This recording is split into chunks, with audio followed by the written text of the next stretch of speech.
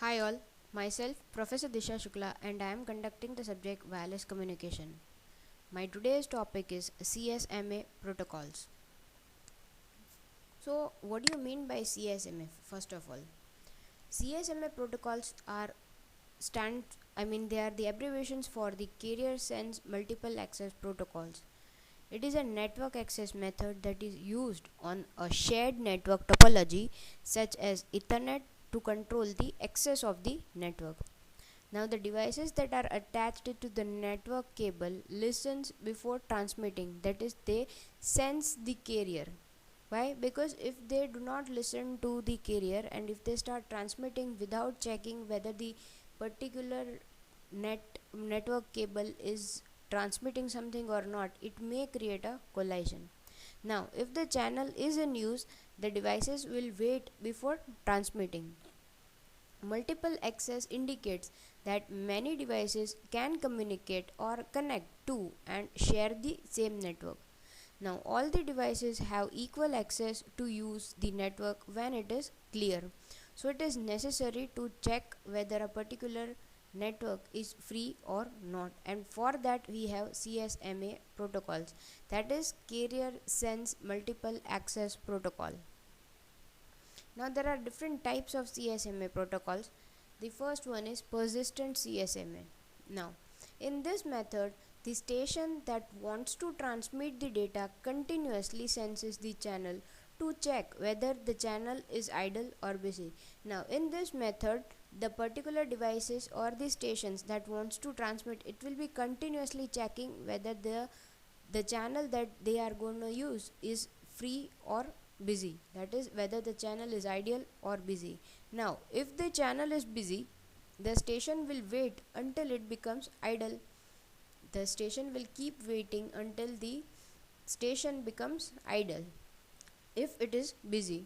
Now when the station detects that an ideal channel, that is if it checks that a particular channel is idle and it can transmit, then it will immediately transmit the frame with a probability 1. Hence it is called the I persistent CSMA. Now this method has the highest chance of collision because two or more stations may find the channel to be used ideal at the same time and transmit their frames. Now it can be possible that whenever those channels are checking whether the station or whether the channel is free or not, it can be possible that two stations may have found it ideal and they would have transmitted at the same time. So in that situation the collision occurs and the station waits for a random amount of time and starts all over again. So in this thing, the possibility there are highest chances of collision because when all those stations were waiting for the channel to be ideal and when actually the station became ideal, it can be possible that more than one stations have detected it and they will be transmitting at the same time and hence creating a collision. So the advantages are that due to the carrier sense property, high persistent CSMA gives better performance than Aloha systems. And its disadvantage is propagation delay. Because it is waiting for the channel to be free, it can create a delay. The second is non-persistent CSMA. In this scheme, if a station wants to transmit a frame and it finds that the channel is busy, that is some another station is transmitting using that channel, then it will wait for a fixed interval of time. After this time, it checks again the status of the channel and if the channel is free, then it will transmit. Now what does non-persistent CSMA scheme do? In this scheme, it will not continuously check as like the persistent CSMA. It will check at different interval of time. They have a fixed interval of time when it will check whether the channel is busy or not, and if the channel is free, then it will transmit. Now if it is busy, that is a station that has a frame to send senses the channel, and if the channel is ideal, it sends immediately. If the channel is busy, it waits a random amount of time and then senses the channel again. In a non-persistent CSMA, The station does not continuously sense the channel for the purpose of capturing it when it detects the end of the previous transmission. That is, it will not continuously keep checking even after the transmission has been done. So the advantages is it reduces the chance of collision and it leads to a better channel utilization. And the disadvantage is it reduces the efficiency of the network because the channel remains ideal and it leads to a longer delay than high persistent CSMA.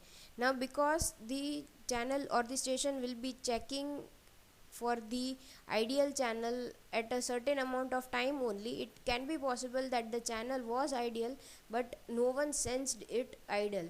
So there can be a possibility that there are longer delays than the high persistent CSMA in non persistent ones.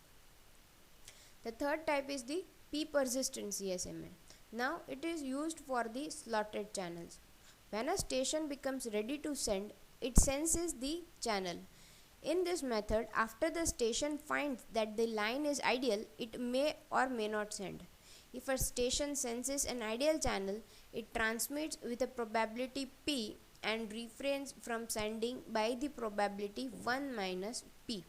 So it is used for the slotted channels, and when the station becomes ready to send, it senses the channel.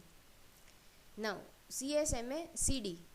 This is the fourth type, that is CSMA carrier sense multiple access collision detection.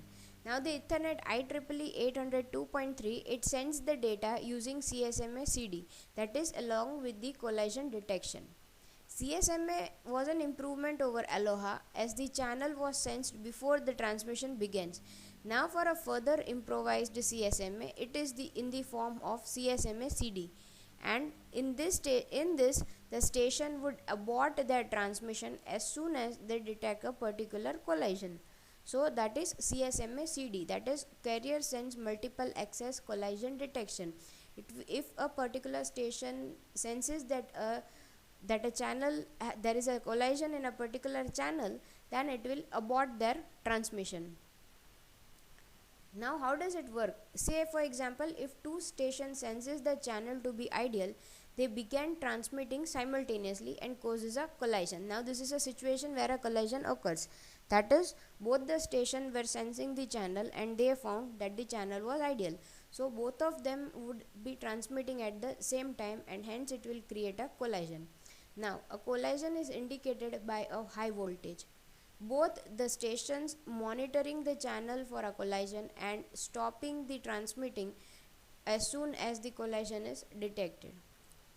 Both the station will monitor the channel for a collision and stop transmitting as soon as they detect that there is a collision. And now the station waits for a random amount of time and checks if a channel is free. And this process will continue. So how long will it take for a station to realize that a collision has taken place? It can be calculated like this. Say for example, let the time for a signal to propagate between the two farthest stations is tau tau. Now assume that at a time t0, one station begins transmitting, and let's call the most distant station B. Now at the time tau minus epsilon, which is an instant before the signal arrives at B, B itself senses an ideal channel and begins transmitting. So a collision will occur one instant later, that is at a time tau. B detects the collision, it will almost instantly and it will stop. But a little noise burst caused by the collision does not get back to the original station until the time tau plus tau, that is 2 tau. So in other words, in the worst case, a station cannot be sure that it has seized the channel until it has transmitted for 2 tau without hearing a particular collision. So this is how the whole CSMA protocols work. We saw the different types of CSMA, that is a P persistent, non-persistent, persistent, CSMA CD, and how much time does it take for detecting the collision. So this is all about the CSMA protocols. If you have any questions, you can ask.